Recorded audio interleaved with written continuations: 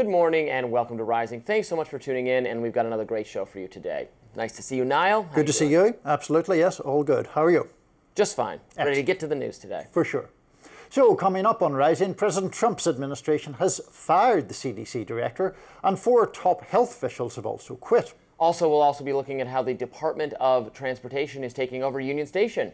And remember that former DOJ staffer who apparently threw a sandwich at a federal official? Well, there's some good news for him.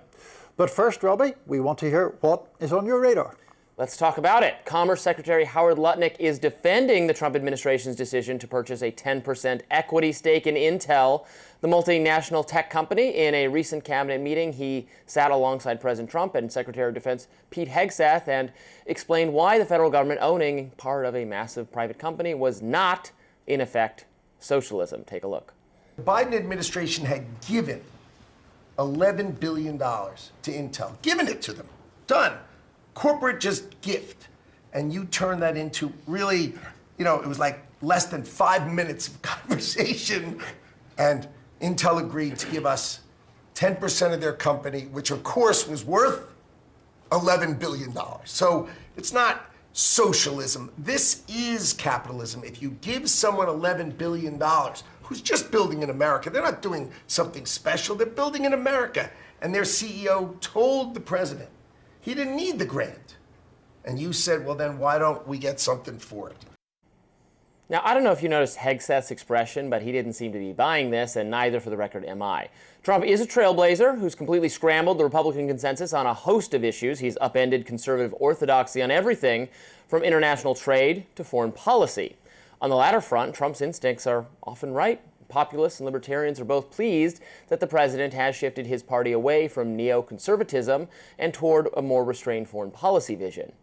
On economics, his instincts are more uneven, I would say. This is a good example of that unevenness, because no matter how Lutnick tries to spin this, the government owning part of Intel is, on some level, it's socialism. It's at least socialism-ish. Now, maybe we need a refresher on what socialism is. I know many people struggle to define it, thinking socialism just means being further left on the political spectrum. But actually, socialism originally referred to a political and economic system in which the means of production is owned collectively by workers, the people who work at the firms, rather than by the capitalists, i.e. the owners of the firms themselves. Now, in practice, workers do not succeed in seizing the means of production, so actually existing socialism has meant the government seizing the means of production, ostensibly on behalf of the workers in some cases. A socialist economy is one broadly characterized by significant government control and direction of the components of the economy: the firms, the resources, and the workers. Socialist states use top-down central planning to determine how much of a good to manufacture, what it should cost, and what you pay people to make it. Those results throughout history are not pretty. Centrally planned economies are consistently beaten out by free market economies. Moreover, centrally planned economies often create shortages and famines, which in turn create social strife. Again, existing socialist governments of the 20th and 21st century have tended to become totalitarian in order to censor and crack down on the public dissent created by the system not working out very well.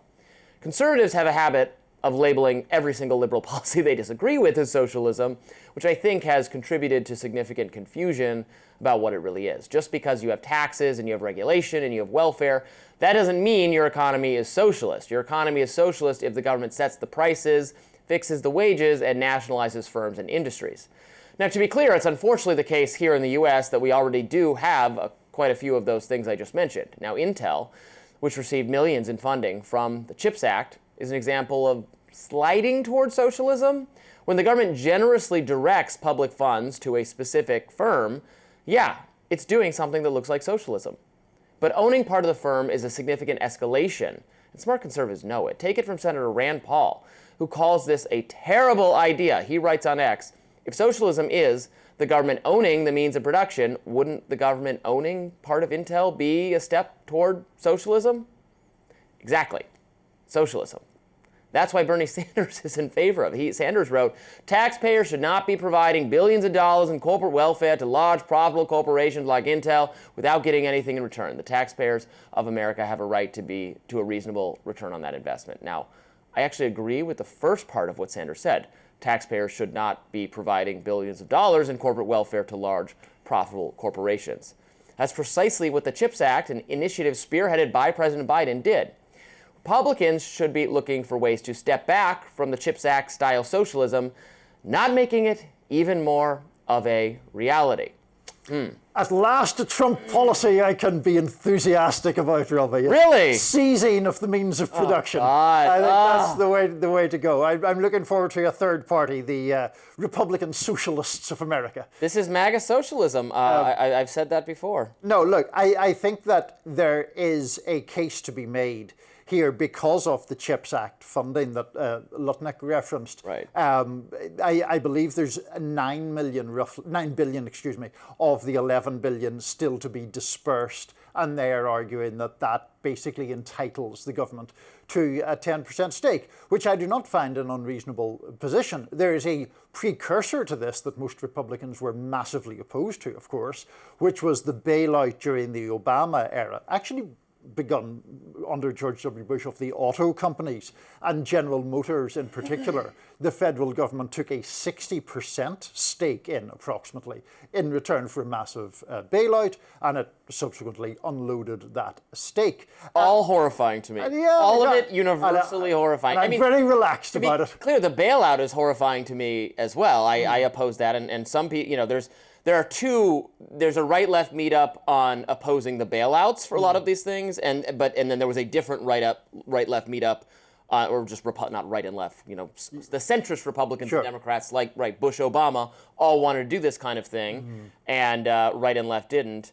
I think the moral hazard created by this is the incentive then to direct government policy in a way that benefits Intel seems just very concerning to me. Lutnick was talking about, not reassuring at all, he's doing a terrible job lately. Lutnick was saying that, what about, the next we're going to be looking at is defense contractors. Lockheed Martin, most of its revenue comes from government contracts. Why is it independent of the government? Shouldn't we own part of it? I think you would appreciate the incentive. Already there's an incentive to do war on behalf of the contractors.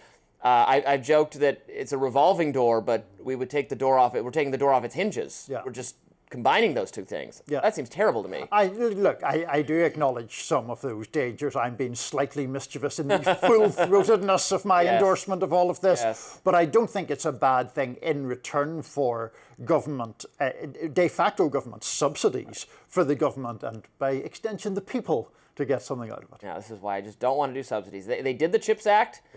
Where are all the chip factories, Niall? They're Where coming. are they coming? They're coming. Maybe they're coming. Well, I don't think they're coming. I think they said thank you, and now we're not building anything. We shall see. Still ahead, on a much more somber note, many are sending thoughts and prayers to the city of Minneapolis today after a shooting on the campus of Catholic school.